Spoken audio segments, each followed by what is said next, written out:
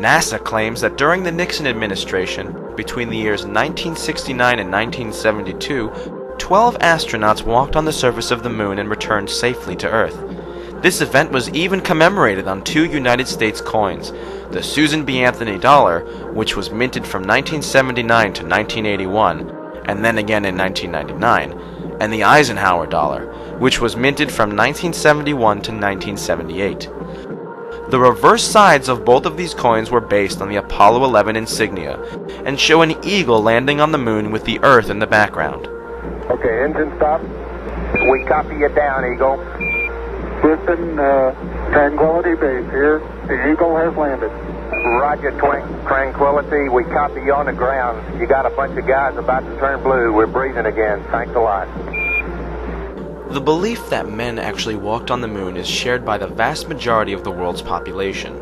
There are no high-profile scientists, astronauts, or officials that have openly expressed any doubt as to the reality of this alleged accomplishment. The only exception to this is former United States President William Jefferson Clinton. In his autobiography, My Life, published in 2004, he states on page 156, "Just a month before, Apollo 11 astronauts Buzz Aldrin and Neil Armstrong had left their colleague Michael Collins aboard Spaceship Columbia and walked on the moon, beating by 5 months President Kennedy's goal of putting a man on the moon before the decade was out. The old carpenter asked me if I really believed it had happened. I said sure, I saw it on television. He disagreed. He said that he didn't believe it for a minute, that them television fellers could make things look real that weren't. Back then I thought he was a crank. During my 8 years in Washington, I saw some things on TV that made me wonder if he wasn't ahead of his time." To simplify, what Clinton says is that a gentleman expressed doubt in the Apollo claims, and he wonders whether that gentleman was correct. Now, exactly what is a former 2-term United States president doing, wondering about the authenticity of the greatest technological achievement in the history of mankind? An event that had marked the legacy of his own boyhood hero, JFK. We choose to go to the moon in this decade and do the other things, not because they are easy, but because they are hard. Obviously, he has some reason to believe that the moon landings were not authentic. If a former US president is wondering about the authenticity of the claim, does it not make sense that you should wonder too? One can imagine why a former president would not want to come right out and blow the whistle by unequivocally stating his true beliefs. But he did, probably for the sake of his legacy, want to have it recorded that he did subtly flag the issue for those paying attention, and he flagged it by using the old carpenter acquaintance to get his point across. Regardless of precisely how much time Mr. Clinton actually spends wondering about this, a closer examination of the claim reveals that to have performed such a feat in 1969 completely contradicts the evidence and otherwise offends common sense.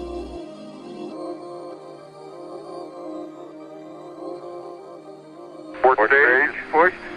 Engine arm is out there. Okay, I'm going to get the pro. 99, proceeded. 3, 2, 1. Ignition. Run away, Houston. Checks are good. Ag start.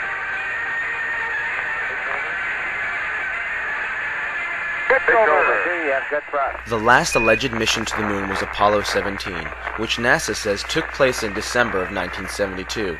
Since then, absolutely no country claims to have sent astronauts or even animals more than 400 miles above the surface of the Earth. In recent years, space shuttle astronauts completed a trip wherein they attained a maximum altitude of 365 miles.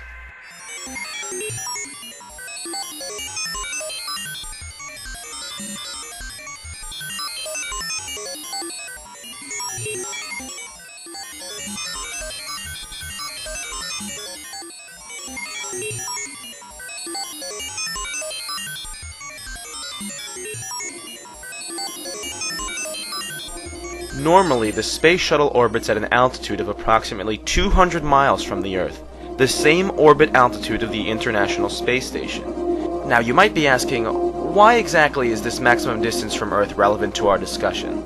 Well, let's put it this way. The Moon is 240,000 miles away from the Earth. The diameter of the Earth is 8,000 miles. This puts the moon at about 30 Earth diameters away.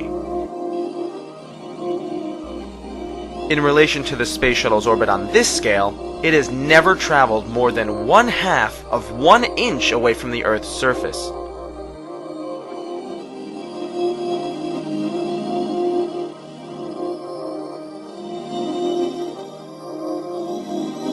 Six, 5, 3 main engines up and burning, 2, 1, and liftoff. Just getting into orbit is no small feat, as is illustrated by the fact that in all of recorded history, only 3 countries, the United States, China, and Russia, have been able to put a human just into orbit and never being more than 400 miles from Earth.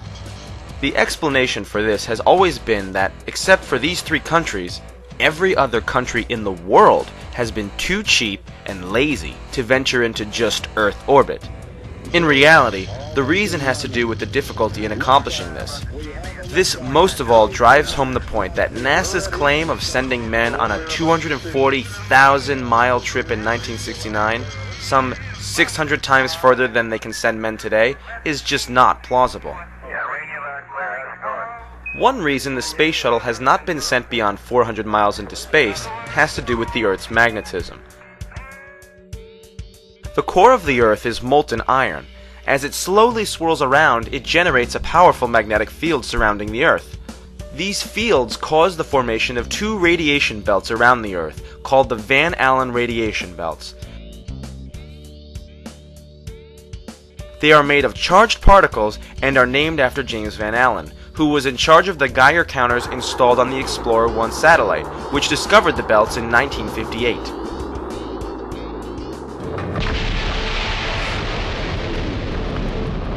These belts are formed by trapped charged particles. The magnetic field traps these particles that originate from the Sun. They then spiral around the lines of the Earth's magnetic field, going back and forth between magnetic poles. As pointed out by Ralph Renee, author of NASA Mooned America, Dr. James Van Allen published an article in the March 1959 issue of Scientific American that described the danger in traveling through these belts. In this article, entitled Radiation Belts Around the Earth, on page 47 of this issue, Van Allen states, "Our measurements show that the maximum radiation level as of 1958 is equivalent to between 10 and 100 Roentgens per hour, depending on the still undetermined proportion of protons to electrons. Since a human being exposed for 2 days to even 10 Roentgens would have only an even chance of survival, the radiation belts obviously present an obstacle to spaceflight. If anyone ever really does go through these belts, it will become apparent just how lethal they really are to humans." Other than the alleged Apollo trips, all other manned spacecraft have stayed below the belts. These belts do not officially begin until an altitude of 1,000 miles is reached. But when one space shuttle crew was brave enough to go nearly 400 miles above the Earth, they started to experience some unusual effects. They reported seeing shooting stars, which were a result of the radiation hitting the retinas of their eyes. And if I'd have landed 20 feet behind where I landed, we'd have landed right smack in that crater. When interviewed, Alan Bean of Apollo 12 initially stated that he had not gone through the belts and did not observe any effects caused by them. Any ill effects from the Van Allen radiation belts? No. Now, I'm not sure we went far enough out to encounter the Van Allen radiation belt. Maybe we did. When it was pointed out that the flight pattern took him through the belts, he changed his story. The belts are 1,000 miles to 25,000 miles above the Earth. Then we went right out through them. No effects on your cells? We didn't even know it. I don't think anybody, well, maybe somebody said you went through the radiation belt, but we didn't feel it inside, and we didn't get any, added radiation. The space shuttle went to 365 miles a few years ago.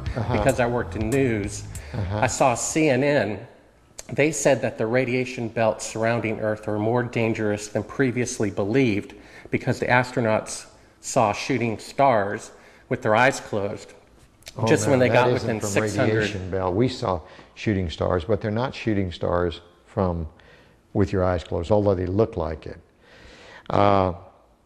If you're out in space beyond the Van Allen belt, and probably within the Van Allen belt, and close your eyes and just pay attention. You don't notice it unless you pay attention.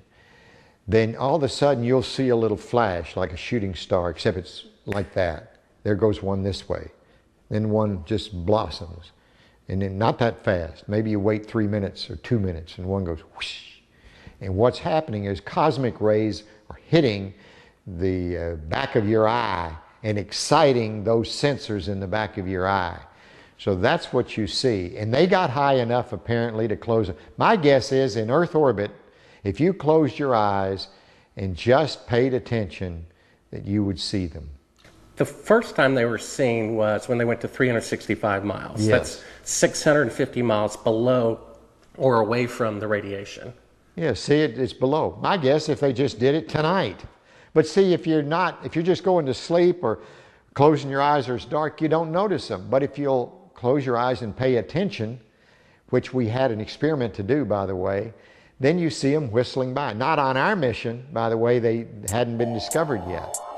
I saw them one day on the moon. It wasn't dark, and it was kind of dark, and I saw this flash of light. And it looked like it was on the moon, but really it wasn't. It was a flash of light in my eye. Some scientists argue that the trip through the belts was so brief, that is only a few hours, that the radiation would not have had a negative effect on the astronauts. But the question remains, if these belts are not dangerous, why in the last 30 years has absolutely no country put even a monkey past these belts? The standard excuse is that no one has wanted to spend the money to do so. But to write off every advanced country in the world as too stingy and incompetent in over a third of a century to explore further than 400 miles from Earth really is a bit too much to fathom. It is more likely that we simply do not have the technology to go further at this time.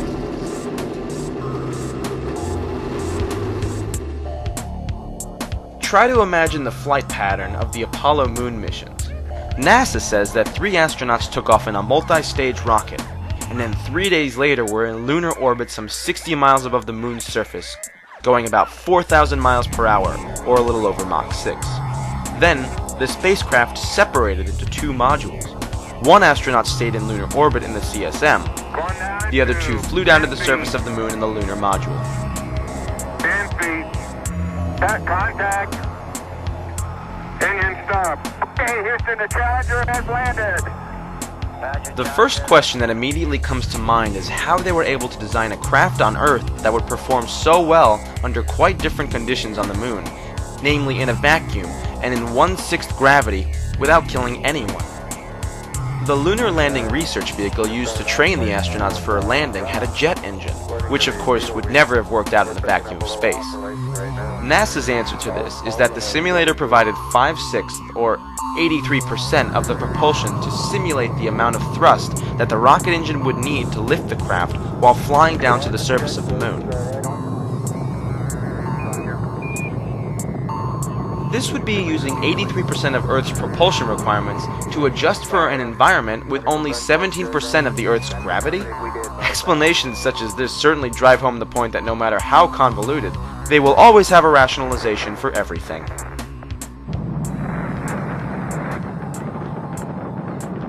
After supposedly landing on the moon during Apollo 17, 2 astronauts allegedly spent 3 days there. During this time, they were either in a small capsule, walking on the surface in their air-conditioned spacesuits, or riding around in the $60 million lunar rover. The lunar surface temperature in the sun should be around 135 degrees today.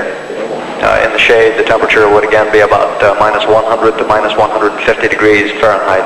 That would be in the shadow of the lunar module.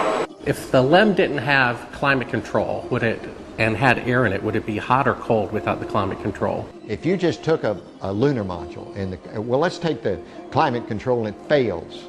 All right, what happens then? You've got air and setting there, it's 70 degrees.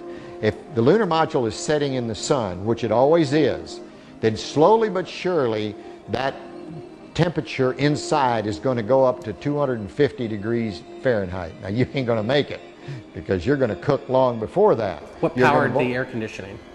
What powered the air? Batteries.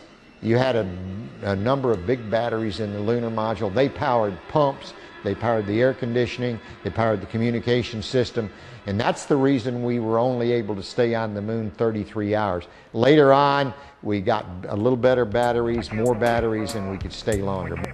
Now let's examine some problems with the astronauts' time on the moon's surface. In the sunlit areas, the temperature on the surface of the moon is 250 degrees Fahrenheit. If the sunlight struck the astronauts' suits or the surface of the moon, they would heat up very quickly. Considering that they always landed on the daylight side of the moon, the energy from the sun would be radiated directly at them, and additionally, the heat would be collected and radiated by the moon itself. Put simply, the astronauts had no energy source that would have enabled them to reject the sun's intense heat. The moon has no atmosphere. It has a vacuum. Conduction and convection could not practically be used for cooling. The heat would have had to have been radiated away. I know, Bob. I know. They carried no energy source potent enough to re-radiate this heat away. What powered the air conditioning? What powered the air? Batteries. You had a number of big batteries in the lunar module. Alan Bean's explanation of using batteries is not convincing. Efforts to explain successful functioning of the spacesuits amount to elaborate double talk. Fantastic, sports fans. After allegedly spending 3 days on the surface, the two astronauts blasted off, went up 69 miles, somehow docked with the command module traveling at a speed of over 4,000 miles per hour, and then they all flew back to Earth for a round trip of 480,000 miles. Doesn't this seem a bit beyond 1969 technology? How can this be explained as anything other than an accomplishment beyond belief? So what purpose would it serve to contrive such an elaborate hoax? Let's take a brief look at the events leading up to the American space race. After the Russians thoroughly spooked America in 1957 with the launching of Sputnik, citizens were in fear that the USSR would soon be able to drop an atomic bomb on the United States from orbit. What could be done to avert such a disaster? And to what lengths would the United States government go to ensure national security?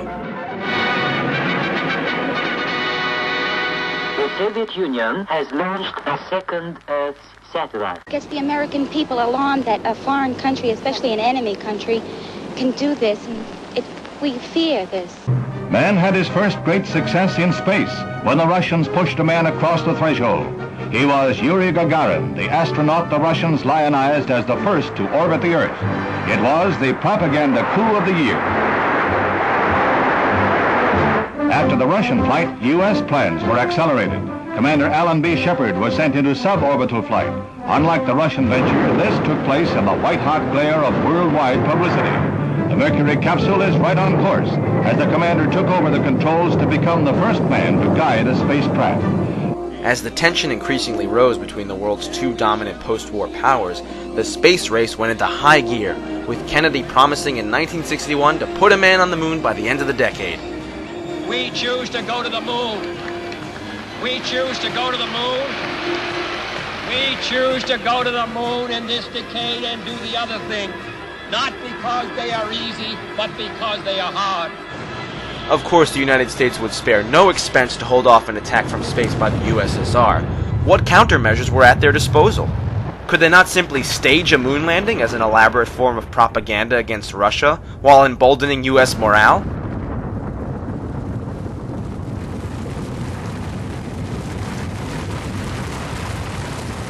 High in the volcanic mountains of Arizona, a little piece of the moon was recreated on Earth.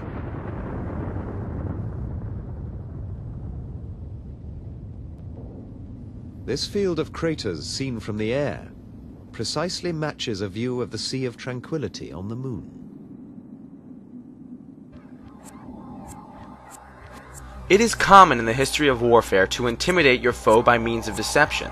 For example, during World War II, the Allies placed inflatable tanks on the battlefield to make the enemy think they were confronting a more formidable foe.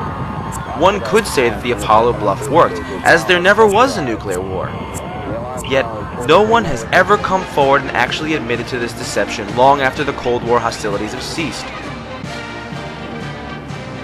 I don't care what you say.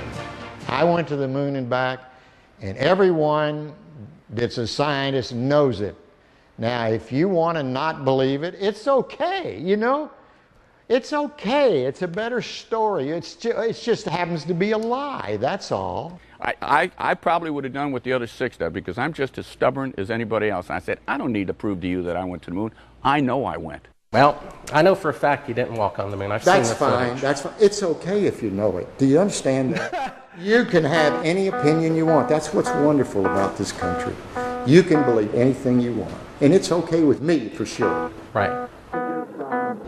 The most common question asked is how so many people could have been kept quiet about it. One wonders too why the astronauts would go along with such an elaborate hoax. To answer this question, we must all return to World War II Germany.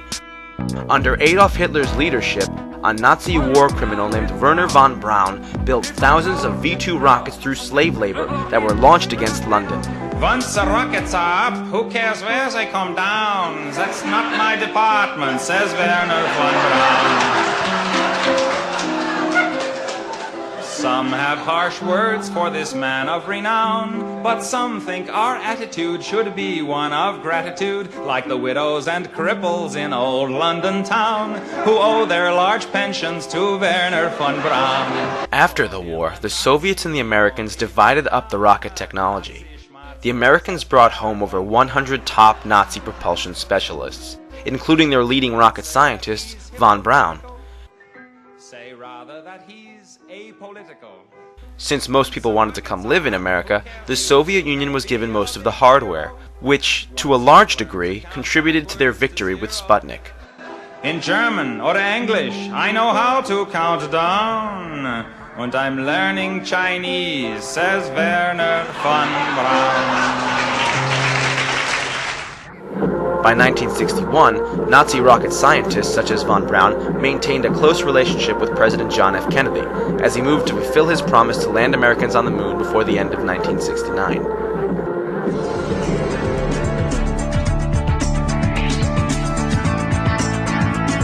Yet today, NASA says it will be 2018 before we go back to the moon, despite having supposedly been there over 35 years ago.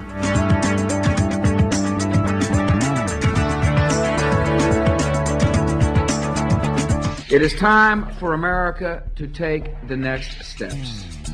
Today I announce a new plan to explore space and extend a human presence across our solar system. We will begin the effort quickly, using existing programs and personnel. We'll make steady progress. One mission, one voyage, one landing at a time.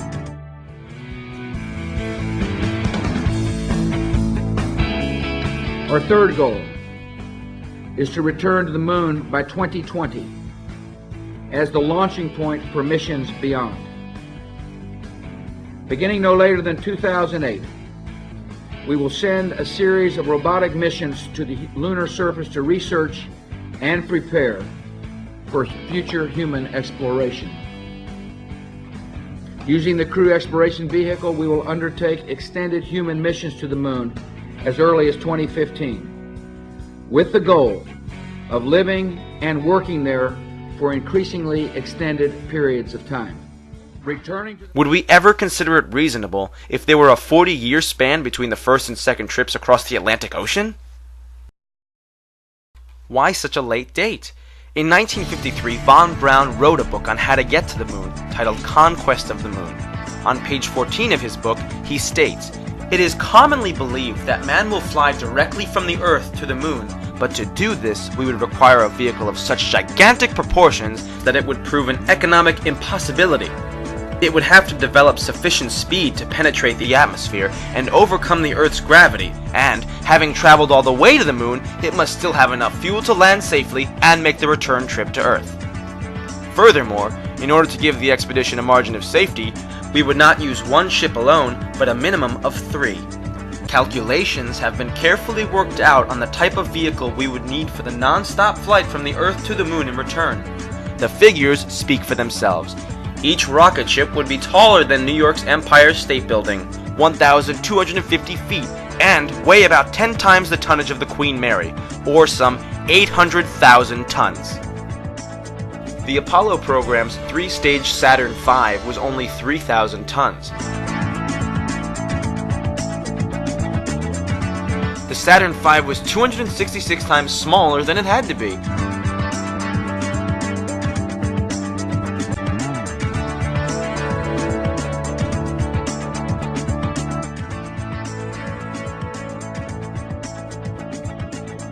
Von Braun was certain that the way to get to the moon would first require that a space station be built, with the rocket parts being ferried there for final construction.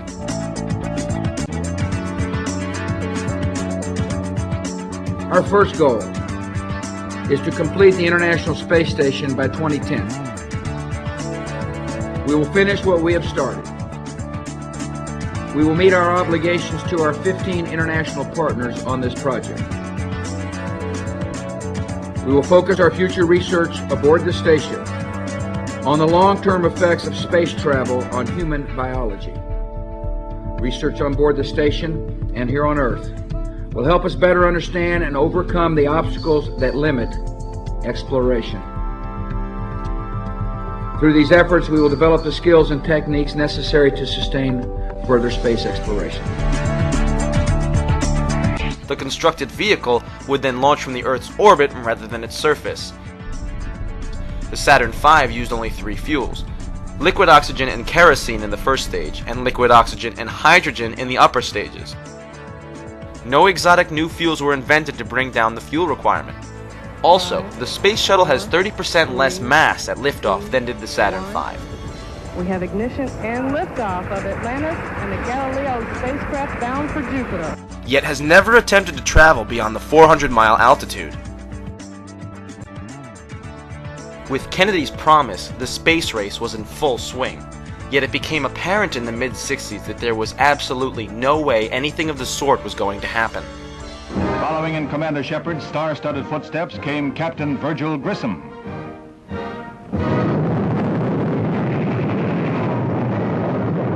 Everything is A-OK until the heartbreaking finale.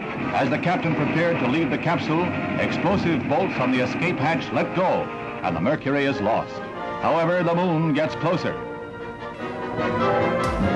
The leading astronaut of the day, Gus Grissom, was slated to be the first man to walk on the moon. He was an outspoken man with the highest level of integrity. There was no way he would lie for anyone. He was also an outspoken critic of the dilapidated state of the moon program. Just before he died, he hung a lemon on the capsule and held a press conference in which he pointed out the sad state of the program. On the morning he died, upon having difficulty communicating from the capsule, he angrily asked, "Hey, how are we going to get to the moon if we can't talk between 3 buildings?" In 1967, during a plugs-out test in which no engines were even ignited, they had him in a sealed capsule and pressurized it with 100% pure oxygen. A fire erupted, and all 3 astronauts perished. After this grisly incident, no other astronaut dared to criticize the program, and after all these years of lying and making their livings off the fame, none chooses to wreck this acclaimed success for the others by telling the truth. There is strong reason to doubt the fire was accidental. Page 81 of the Apollo 1 Accident Investigation Report, issued by the U.S. Congress, reveals that prior to the fire, NASA, by their own admission, were very well aware of the respective fires at the Johnsville Navy Air Station and Brooks Air Force Base. The fires in question, as pointed out by author Ralph Renee, were a result of sparks and even static electricity igniting the pure oxygen environments. In spite of these past fatalities, NASA used a 100% oxygen atmosphere in the Apollo 1 spacecraft, arguing that they had done it previously on the Gemini program. Of course they had. However, Gemini had a cabin pressure of only 3 pounds per square inch, the pure oxygen equivalent to the 14.7 pounds of nitrogen and oxygen at sea level. All previous aviation flash fires had been only slightly higher than Gemini's cabin pressure. Apollo 1's cabin pressure was more than 5 times higher.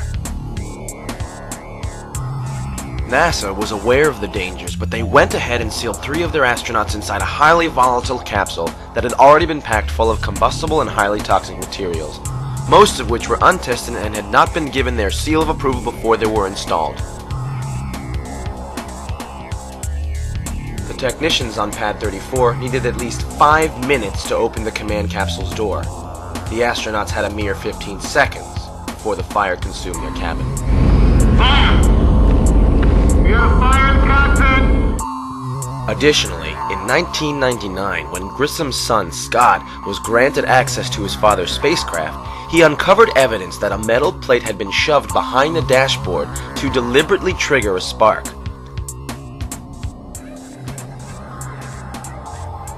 Keep in mind that many of these scientists were war criminals imported from Hitler's Germany. One should not be surprised that such horrors could occur when one considers that these Nazis helped perpetuate the cruelest, most brutal atrocity that has ever taken place in the history of mankind. Also, the behavior of the astronauts upon their return to Earth is highly suspicious. Armstrong, Collins, and Aldrin were made to sit and brief the press for nearly an hour and a half. At times, all three men exhibited a type of disinterest or absconding emotion, not to mention outright lying. The most obvious error was in an answer given by Collins. The astronauts were asked if they could see stars from the surface of the moon. Armstrong answered, "I don't recall." Then Collins, in an attempt to cover for Neil's mistake, and remembering his equal communal experience of sharing the capsule in Earth orbit for 8 days with his crewmates, blurted out, "I don't remember seeing any." I have two brief questions I'd like to ask, if I may. When you were carrying out that incredible moonwalk, did you find that the surface was equally firm anywhere, or were there harder and softer spots that you could detect? And secondly, when you looked up at the sky, could you actually see the stars and the solar corona in spite of the glare? The first part of your question, the surface did vary in its thickness of penetration. One must be quite cautious in moving around in this rough terrain. We were never able to see stars from the lunar surface or on the daylight side of the moon by eye without looking through the optics. I don't recall during the period of time that we were photographing the solar corona what stars we could see. I don't remember seeing any. We were never able to see stars from the lunar surface or on the daylight side of the moon by eye without looking through the optics. I don't recall during the period of time that we were photographing the solar corona what stars we could see. I don't remember seeing any. Neil, transcripts published later attributed his remark to Aldrin, who was supposed to have been there on the surface. This was done, no doubt, to throw off most, who had only had an altered transcript and not a film copy of the entire press conference. We know there's a lot of scientists from a number of countries standing by to see the lunar samples, and we thought you'd be interested in seeing that they really are here. What about the moon rocks, the laser reflector discs, and the photographs of the astronauts on the moon? The Apollo samples are not rocks gathered during moonwalks. They are, in fact, meteorites that were specifically gathered on Earth by von Braun himself before the moon landing ever took place. After Kennedy declared that we would land on the moon by the end of the decade, the race to the moon was in full force. So why would von Braun, who was supposed to be working feverishly on the Saturn V rocket, need to go to Antarctica? In the May 1967 Popular Science article entitled A Spaceman's Look at Antarctica, page 114 to 116, von Braun states, "It may well be smart to test lunar vehicles or surface drills in Antarctica before taking them to the moon." This was never done. He did, however, meet up with the Penguins. In reality, the real reason for the trip was to gather meteorites that could be passed off as moon rocks.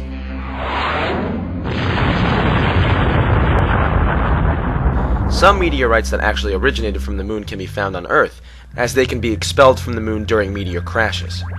After von Braun found them, the outer surfaces were probably blasted with an abrasive in a ceramics lab to hide the fact that they had fallen through the Earth's atmosphere. After the conclusion of the Apollo missions, some Apollo astronauts made money by taking tourists down to Antarctica to gather meteorites. Due to the contrast with the landscape, meteorites are easier to spot there.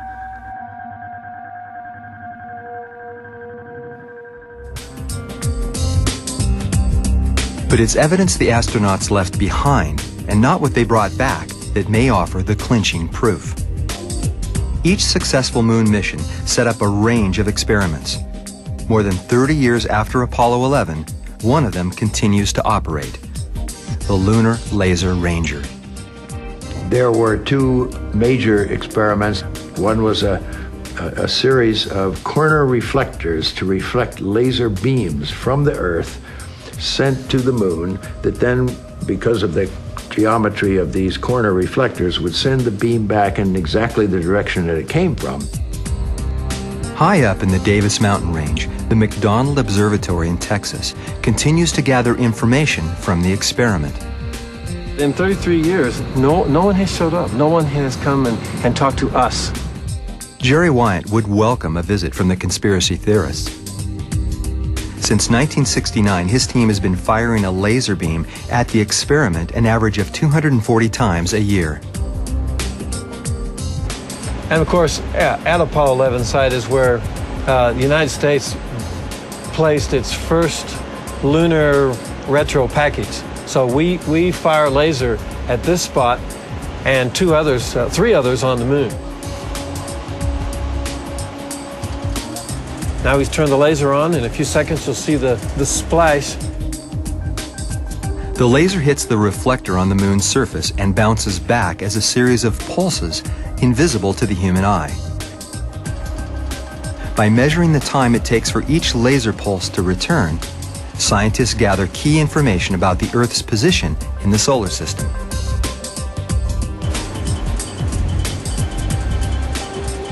That's not light coming from the moon. The splash you see is light coming from the end of our own telescope. That's the first spot where a man walked on the moon. Our search for the truth has revealed the definitive answer. Maybe that's why conspiracy theorists have so little to say on this subject. The December 1966 issue of National Geographic explains why no such reflectors are needed to bounce signals off the moon. This is detailed in The Laser's Bright Magic by Thomas Malloy. On page 876, he states, 4 years ago, a ruby laser, considerably smaller than those now available, shot a series of pulses at the moon, 240,000 miles away. The beams illuminated a spot less than 2 miles in diameter, and were reflected back to Earth with enough strength to be measured by ultra-sensitive electronic equipment. It should also be noted that many types of signals can be bounced off the moon, even without such reflectors. In the 1950s, moon bounce was used to communicate around the curvature of the Earth.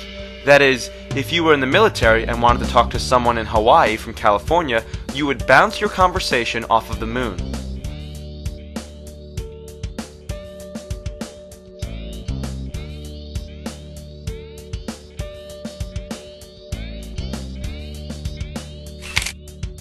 The photographs also fail under critical analysis. There are flags waving in the wind even though the moon exists in a vacuum, and astronauts that cannot jump more than 6 inches high on the first mission when the gravity is only 1/6 that of Earth's. But just the sheer perfection of the setups and appearances of the photos is enough to make you wonder whether they were shot in a studio. There is no fog on the film from immense temperature variation, no discoloration from radiation, no lightning streaks from micrometeoroids passing by. Other anomalies include photos that seem to be taken using artificial light. Apollo researcher David Percy traveled to Sweden to talk to Jan Lundberg, the man that managed the group in charge of supplying NASA with the advanced cameras used to take photographs on the moon. Hasselblad in Sweden was the NASA-appointed manufacturer of a camera capable of functioning on the lunar surface, and Jan Lundberg was the project engineer responsible for building the camera. Originally, NASA made all the alterations themselves. Then they presented what they had done to us and asked, can you do this? And we said, yes, we can, and we can do it better. So what does Hasselblad have to say about this classic Aldrin picture? Does it look to Jan Lundberg as though the subject was lit? Yes, it seems like he's standing in the spotlight. And I can't explain that. That escapes me. Why? So maybe you have to find Armstrong and ask him. And how exactly did they pan the camera up to film the liftoff of the ascent module on Apollo 17? How do you think we took the pictures of the liftoff on Apollo 17 with a television camera? How do you think we missed them on Apollo 16 because of the time delay? By the time the guy sent the signal, it was gone and the camera couldn't track fast enough. So on 17 he sent the signal a second and a half or 3/4 of a second earlier so that the camera got the signal and we were... How do you think that happened?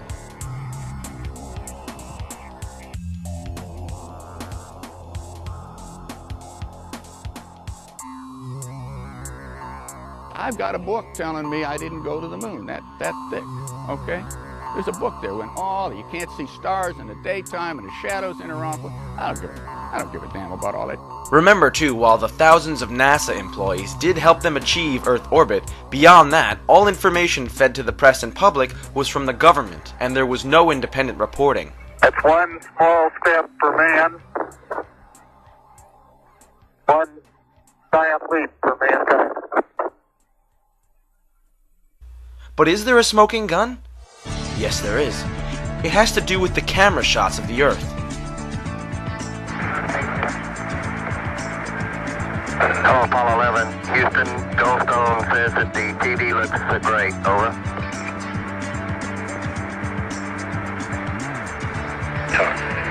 Okay, Roger.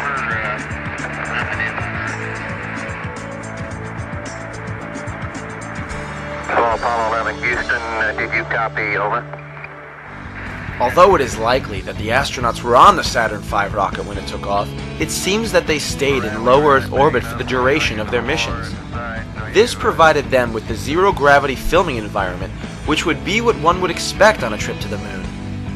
They may also have done dives in a KC-135 to get the zero-gravity shots.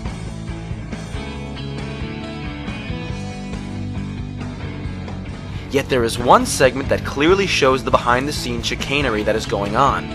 At one point, the crew says they are 130,000 miles out, or just halfway to the moon. Roger, Houston, Apollo 11. Calling in from about 130,000 miles out. And we'll zoom our camera in slowly. They say that they have the camera pointing toward the only window that is facing the Earth. Unfortunately, we only have one window that has a view of the Earth, and it's filled up with a TV camera, so your view now is probably better than ours is. Yet you see something come between the camera and the Earth. South America becomes invisible just off beyond the Terminator or inside the shadow. They are caught in a lie right there. Had the camera been in the window as they stated, then nothing should be coming between the camera and the Earth. We should not see any light in the upper left corner of the screen either. Of course, whenever the Earth was clearly seen vanishing behind the window, the view of the Earth was always from a cutaway shot, in which no astronauts were present. Well, that's about all is reasonable without getting hot and sweaty. All right, Roger, we copy.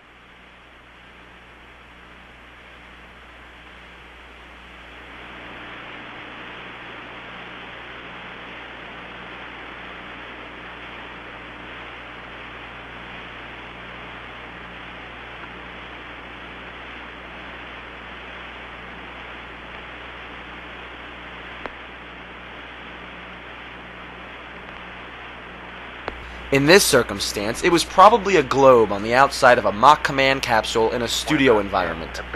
But in this other video, it is easy to see how a different method of trick photography was used. They had placed a transparency over the window to make the window look like the Earth. You can actually see a corner of this transparency pulled away from the window when the lights come on. Can't quite make out who that had.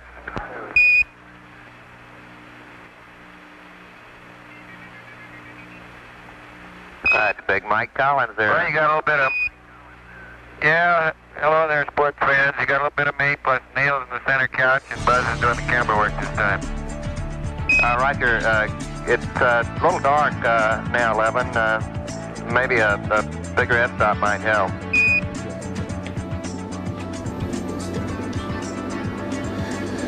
This is, what is this? Oh, this is a shot from 130,000 miles out. I guess it's from approaching. It's from approaching the moon, looking back at the Earth. Now, I've seen this on a couple of flights. Was this something that you got? Although this is from Apollo 11, did you shoot a shot of the Earth like this? So you had a TV camera in the spacecraft. That's correct. And this is, I guess, the Earth zoomed in at a distance. Yep, seems to be. I think it's shot a little bit halfway to the moon. Now it's kind of, now I guess the cloud cover looks. That's what you're looking at. Now what is that right there? What is what? There's like an arm. It looks like hair on an arm getting in front of the window. Maybe somebody got their arm in front of it. Now I thought that was the arm of God moving across the Earth. I couldn't quite figure that out. I suspect that was the edge of the window, more than likely, that they were shooting at. What did the Earth look like from a great distance? There it is again, 130,000 miles out. About like that. So it's pretty small at the distance of the moon? Yes, but I think the better images are the Hasselblad images that have been taken on every flight and are the most published pictures in the history of the world. What is that in the top left? If that's the Earth, is that like another spacecraft? No. That, I have no idea what that is. It's some aberration on the film of some sort. Oh, those are shadows, I think. Or reflections, probably reflections that are just reflecting. Run that back again, so we get another shot of it. If you're going to press me on this, I'm not going to talk to you anymore, because I won't pursue this. All of this attempt to say the Apollo programs were fake is just sheer nonsense. And you can talk till hell freezes over, and you're wrong. Okay? Well, would you affirm? I won't continue on this line. Okay, turn off the camera. Your interview is done. I've given you all the time I'm going to give you. Okie dokie. Good to meet you. I don't say it's a pleasure. Understand. Please get your ass out of my house. Okay. And you came here under false pretenses, and I think you're an asshole. Well, and if you continue this, and if you press us, I will personally take you to court. I hope that you do. I invite you to. I'm going to give you my card so you can arrange that. And I'm encouraging you to arrange. You're frankly not worth it. No, we have you on the record saying you'll take me to court. I hope you do. Because we have proof that would prove it in a court of law that Apollo 11 didn't go to the moon. And I think it's something that you should see. I don't say that lightly, believe me. I don't say it lightly. You have joking, sir. People can have fun. And maybe do that if they feel like they want to have a little fun on a trip to the moon. And as an independent producer, okay, we're heading out. Doing that is against moral ethics. Lying about going to the moon is a satanic lie of gigantic proportions. I don't hit people, but you're going to be on the deck unless you... Well, I'm heading out. I appreciate it. And get the hell out of the White House. Don't get a gun and shoot them at them before they get out of the office? We have a video camera running if you want to do it. Right. That would be great footage for us.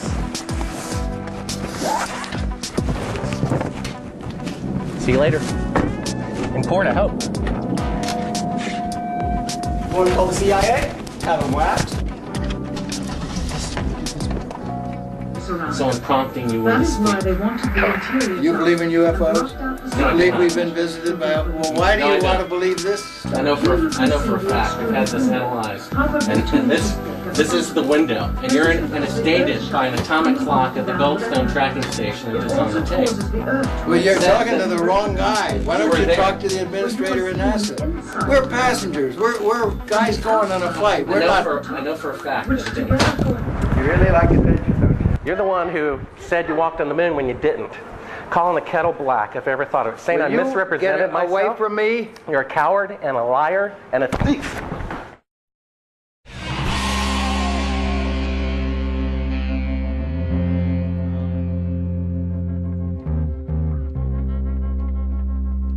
Buzz Aldrin's violent reaction is not surprising, considering the hundreds of thousands of dollars he has made by defrauding people, selling his personal memorabilia. According to the winter 2008 issue of Heritage Magazine, in September of 2007, Aldrin sold the following items which he claimed were flown to the moon. A medallion for $15,535. A silver dollar for $31,070. A chart for $71,700. And a handwritten note for $179,250. Not all of the Apollo astronauts profiteer off this lie, but Aldrin is certainly the worst offender.